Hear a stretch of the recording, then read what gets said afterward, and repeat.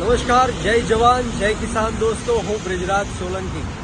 मित्रों, सत्य में जयते आज रोज 19 तारीखे माननीय गुजरात हाईकोर्टे बोटाद કડદાકાંડને લઈને જે 85 લોકો જે નિર્દોષ હતા, ખેડૂતો છે, એને જેલમાં પૂરવામાં આવ્યા હતા સરકાર અને પોલીસ દ્વારા, એમાંથી 6 નિર્દોષ ખેડૂતોને આજે ગુજરાતના હાઈકોર્ટે જામીન આપ્યા છે। ત્યારે આ સત્યની જીત થઈ છે અને આશા છે, અમને વિશ્વાસ છે, અમને ખાતરી છે, અમને ભરોસો છે આ ગુજરાતના ન્યાયતંત્ર ઉપર, હાઈકોર્ટ ઉપર કે આવનારા દિવસોમાં 79 લોકો તાત્કાલિક ધોરણે અમારી જે આમ આદમી પાર્ટીની લીગલ ટીમ છે એ આ લોકોને જલ્દમાં જલ્દ બહાર કાઢશે। પરંતુ આ તકે હું આ ભ્રષ્ટાચારી ભારતીય જનતા પાર્ટીને, આ તાનાશાહી અને હિટલરશાહીની ભારતીય જનતા પાર્ટીને એક સંદેશ આપવા માંગુ છું।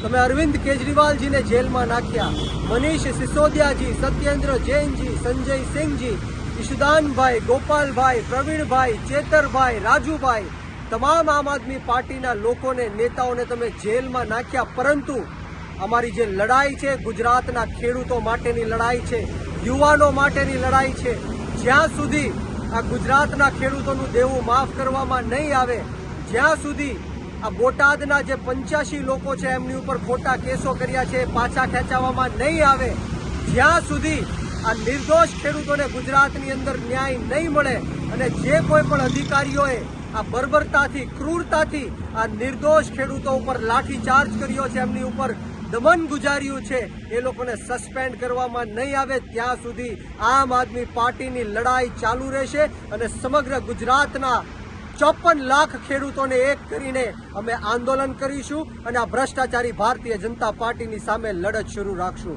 જય જવાન જય કિસાન, સત્ય મેં જયતે।